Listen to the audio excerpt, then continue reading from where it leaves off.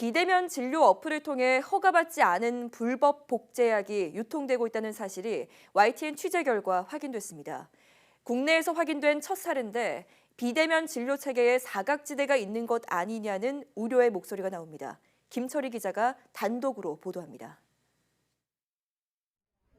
월경전 증후군을 앓고 있는 30대 여성 A씨는 지난해 12월 병원에 갈 시간이 없어 비대면 원격 진료 앱에 접속했습니다. 의사와 전화 상담 뒤 평소 먹던 경구 피임약을 처방받았는데 약국이 메신저로 연락해와 당장 재고가 없으니 대신 같은 성분으로 된 약을 지어주겠다고 해 별다른 고민 없이 동의했습니다. 그런데 A씨가 배달 기사에게 전달받은 약은 겉면에 적힌 이름이 약국의 설명과 달랐습니다. 인터넷을 검색해보니 국내에선 유통 허가를 받지 못한 불법 복제약이었습니다. 약 봉투에는 약사나 약국 이름도 없었고 원격 진료 앱에서도 약국 명단이 공개되지 않아 누가 어디서 이 약을 보낸 것인지조차 전혀 알 수 없었습니다. 사업청 소재지, 상호 이런 것들이 다 있어야 되는데 아무것도 안 써있는 거예요.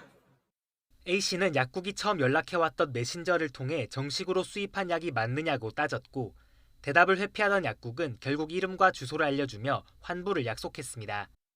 바로 약 선생님한테 물어보거나 할 수 있었을 텐데 이제 비대면이다 보니까 계속 소통을 할 때 카톡으로 소통을 해야 되고 제가 정확하게 궁금한 걸 물어봐도 그분이 계속 피하는. 해당 약국은 불법 복제약을 보낸 사실은 인정하면서도 환자 상황이 급한데 당장 약이 없어 제공한 것일 뿐이라고 해명했습니다. 본인이 급한데 지금 유통이 안 돼, 그 약 자체가. 대면으로 오시는 분들께도 요 약제로 안내를 하고 계신가요? 본 적 없어요. 연락도 못해. 약사법은 불법 복제약을 판매한 경우 5년 이하의 징역 또는 5천만 원 이하의 벌금형에 처하도록 하고 있습니다. 약 포장에 조제 약국 이름 등을 적지 않아도 200만 원 이하 벌금형에 처할 수 있습니다. 비대면 진료 앱 업체 측은 책임이 없다는 입장입니다. 불법 처방 자체가 이루어질 수 없는 구조입니다.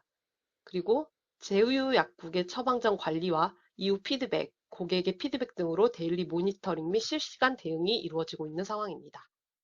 하지만 환자와 병원, 약국을 연결해주고 이윤을 챙기면서 약국 명단은 공개하지 않는 등 관리 책임을 회피한다는 지적이 나옵니다.